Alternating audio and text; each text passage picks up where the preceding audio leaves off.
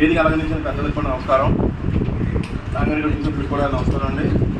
ఈరోజు ఇక్కడ press meet పెట్టే ముఖ్య ఉద్దేశం ఏంటంటే, నిన్న పురంధేశ్వర గారు మాట్లాడుతూ ఆడి వచ్చిన లాంగ్వేజ్ తోటి ఏదో చెప్పిందండి ఆవిడ. ఏం చెప్పింది ఆవిడకి అర్థం కదా.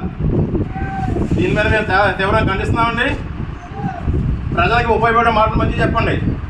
ఏదో కాంగ్రెస్ పార్టీ మోసం చేసింది, కాంగ్రెస్ పార్టీ మహిళలకి ద్రోహం చేసిందని చెప్తున్నారు. మీరు ఎక్కడి నుంచి వచ్చారు?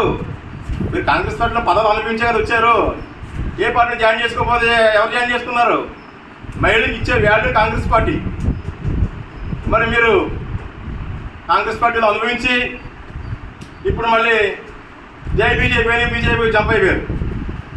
ఏమండి, మొన్న 18 చంద్రబాబు నాయుడు గారు వచ్చారు నిడవలు. ఆయన ప్రోగ్రాం ఆల్రెడీ వారం రోజుల ముందే ఫిక్స్ అయింది, నిడవలు ప్రోగ్రాం. ఆ రోజు ఏమంటారు? మహిళా బిల్లుకి వ్యతిరేకంగా కాంగ్రెస్ పార్టీ చేసింది కాబట్టి మేము ఇక్కడ రాస్తారావుకు వచ్చామన్నారు. ఒక సీఎం లెవెల్లో ఉండి ఆయన ప్రోగ్రాం ఫిక్స్ అయిన ప్రోగ్రాన్ని ఇలా మారుస్తారా? మా ఆడబిడ్డలకు అన్యాయం చేయమన్నారు. రోజు అన్యాయం జరుగుతుంది.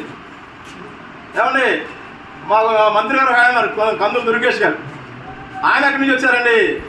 కాంగ్రెస్ పార్టీలో 2 సార్లు ఎమ్మెల్సీగా చేసి వచ్చి మహిళా బిల్లుకి వ్యతిరేకంగా కాంగ్రెస్ పార్టీలో ఎమ్మెల్సీగా చేసి ఇప్పుడు కాంగ్రెస్ పార్టీని నిలుస్తున్నారు. అంటే మీరు ఏఎండ్ కాకుండా పెట్టే టైం అనమాట. దయచేసి కాంగ్రెస్ పార్టీ స్వాతంత్రం తీసుకొచ్చిన, మన దేశానికి స్వాతంత్రం వచ్చిన కాంగ్రెస్ పార్టీ అండి. అలానే కాంగ్రెస్ పార్టీ 200 సంవత్సరాలు పోరాడింది ఆంగ్లేయుల మీద. మీరు చెప్పే మాటలు ఏ ప్రజలు నమ్మేలా లేరండి. దయచేసి ఇప్పటికన్నా ప్రజలకి 4 మంచి మాటలు చెప్పి, కాంగ్రెస్ పార్టీ ద్రోహం చేసే పార్టీ కాదు అని మీ ద్వారా చెప్తే బాగుంటుందని చెప్పి మేము కాంగ్రెస్ పార్టీ డిమాండ్ చేస్తున్నాం. జై కాంగ్రెస్.